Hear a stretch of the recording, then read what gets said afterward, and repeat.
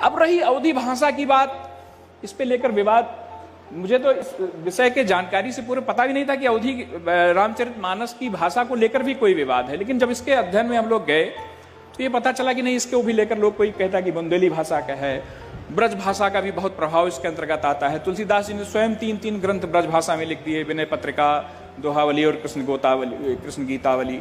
तो उस कारण से कुछ भाषा के संबंधी विवाद हो सकता है। लेकिन जो यहाँ पर विद्वान समाज बैठा हुआ है,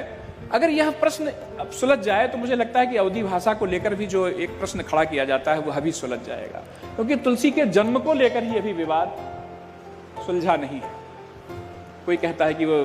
बांदा के राजापुर में पैदा हुए हैं। ये रामचरितमानस की जो गीता प्रेस की पुस्तक है, ये कहती है कि एटा के सोरों में पैदा हुए हैं। और हम लोग कहते हैं, हम अयोध्यावासी कहते हैं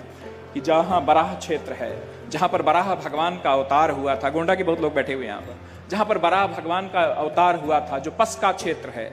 वहीं पे वो राजापुर है, जहाँ पर आत्माराम दुबे के नाम से आज भी एक वहाँ पर ठीहा पाया जाता है, जो उनके पिता के नाम से संबंधित है। और जब यह बात सिद्ध हो जाएगी, विद्वान समाज इस पर काम करे, हम भक्त समाज उसमें सहयोग कर सकते हैं, उसमें प्रेरणा दे सकते हैं। जब यह बात सिद्ध हो जाएगी